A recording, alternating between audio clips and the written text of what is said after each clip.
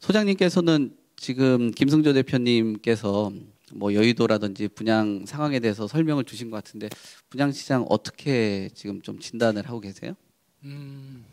뭐 전체적인 분위기가 다 안 좋아요. 그렇죠? 뭐 금리 인상이 멈추지 않고 있고 그나마 다행인 건 최근에 이제 미국의 물가가 끝이 좀 보이고 있고 계속 높게 나오는 게 아니라 이제 끝이 좀 보인다는 얘기는 사실 제가 볼 때는 한 3분의 2, 4분의 3 정도의 터널은 지나간 것 같고요. 이제 남은 게 4분의 1 정도 남았습니다. 제가 왜 이런 말씀을 드리냐면 자, 금리가 얼마까지 올라갈 수 있느냐를 보면 과거 사례를 보더라도 미국이 한 5%까지가 마지노선인 것 같고요. 우리나라 한국은행이 4% 정도인데 지금 우리가 3%까지 왔잖아요. 이제 1%포인트 남았습니다. 그래서 1%포인트를 갈 수도 있고요. 안 갈 수도 있는데 이제 경제 상황이라든지 항상 선택과 집중을 하잖아요. 판단을 하는데 지금은 물가가 심각하기 때문에 금리를 올리고 있는데 여기서 경기가 더 침체가 된다든지 하면 미국의 중앙은행도 그렇고 FRB도 그렇고 한국은행도 그렇고 지금은 물가가 우선순위지만 경기가 우선순위가 되면 또 속도 조절이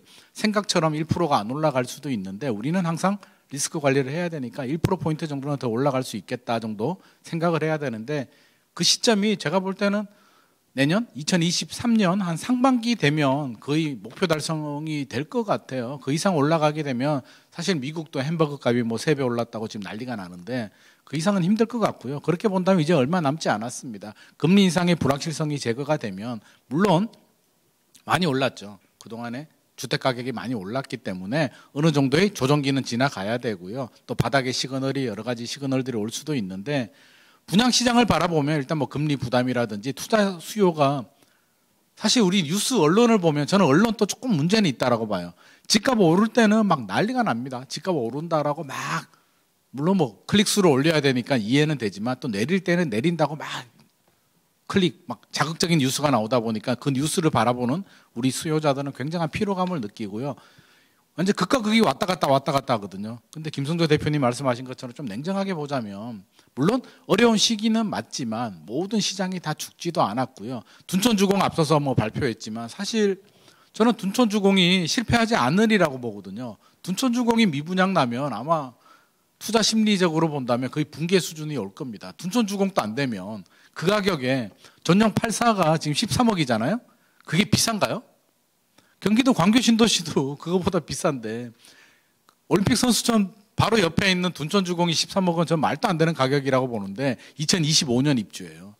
앞으로 새 아파트가 그 가격이면 엄청난 메리트가 있는데 그거조차도 부정적으로 보는 뉴스들이 나오고 있으니까 저는 답답할 뿐이거든요. 그래서 항상 기회는 있는 거고요. 여의도 뭐 당연히 좋은 거고요. 저도 사무실 여의도로 옮길까 지금 생각 중인데 항상 기회는 있어요. 그리고 아까 말씀하신 것처럼 굉장히 인상적인 말씀을 주셨는데 강남의 신축 아파트 많이 떨어지지 않았는데 구축이라든지 다른 외곽 지역들은 더 많이 떨어졌거든요. 오히려 갭이 더 벌어졌단 말이에요. 지금 중심지로 우리는 항상 상급지로 갈아타야 된다라고 하는데 오히려 갈아타기 어려운 시장이에요. 그래서 생각처럼 중심지로 갈아타기는 쉽지 않다. 그래서 분양 시장은 저는 여전히 굉장히 우리 실수요자들이 바라볼 때 우리 분양가 상한제 적용되잖아요.